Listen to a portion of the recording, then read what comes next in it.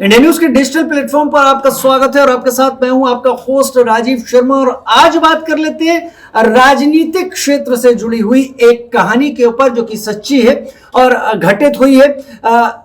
उस कहानी पर जिसमें हम अक्सर बिना सोचे समझे की गई बयानबाजी को आधार की तरह देखते हैं। कई नेता हैं जो अपने बयानों के चलते अपने शब्दों पर कंट्रोल करने में भटक जाते हैं और उसके बाद न केवल एक बड़ा बवाल सा होता है बल्कि वो खुद भी एक तमाशा बन जाते हैं। अब हम कांग्रेस पार्टी की इस वक्त कर रहे हैं। राहुल गांधी को सूरत की कोर्ट ने सजा क्या सुना दी जो उन्होंने मोदी सरनेम पर टिप्पणी की थी 2019 के लोकसभा चुनाव के दौरान।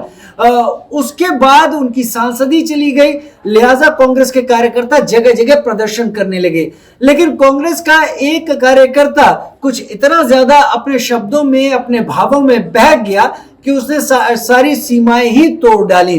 कांग्रेस के तमिलनाडु के डिंडीगुल के जो जिला अध्यक्ष हैं मणिकंदन, उन्होंने बयान देते देते वो शब्दों पर कंट्रोल रख ही नहीं पाए और उन्होंने कहा कि जब हम सत्ता में वापस आएंगे तो इस जज की जिसने सजा सुनाई है इसकी जुबान काट देंगे। अब देखिए, शब्दों का इस्तेमाल और शब्दों का चुनाव आपके दिमाग में जो भी बातें हैं उनको कितनी गलत तरीके से पेश कर सकता है।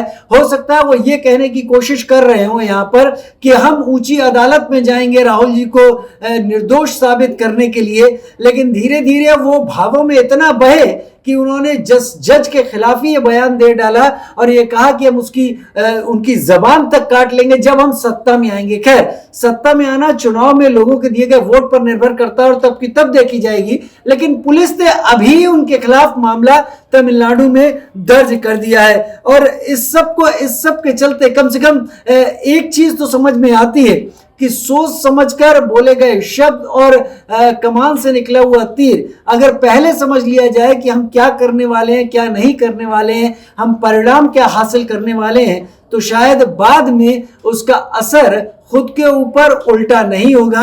कम से कम मणिकंदन साहब के ऊपर तो इसका असर इतना उल्टा हुआ है कि अब हो सकता है इस पर कार्रवाई हो, क्योंकि पुलिस ने जब मामला दर्ज कर लिया है तो पुलिस उन्हें कोर्ट में भी पेश करेगी और कोर्ट में जरूर जज उनसे पूछना और जानना चाहेंगे कि उन्हें क्यों कर किस बात पर उन्हें ये बयान देने की जरूरत आ पड़ी, आखिर किसको दिखाना चाहते थे और किसको बताना चाहते थे। नेताओं के जो शब्द हैं वो किसी भी पार्टी में हो, कई सारे नेताओं के शब्द ऐसे ही बहकते रहते हैं। अक्सर ऐसे उदाहरण सामने आते रहते हैं। कमेंट सेक्शन में आप लिखकर और हमें जरूर बताइए कि और किसी नेता का ऐसे ही कोई बयान अदालत के ऊपर क्या आपने सुना है या फिर और किसी व्यवस्था के ऊपर आपने सुना हो जो कि शब्दों की सीमाएं लांघ गया हो और उस पर क्या कार्रवाई की गई, ये भी शायद लिखे आप तो ज्यादा अच्छा रहेगा। फिलहाल इस वीडियो में इतना ही। नमस्कार।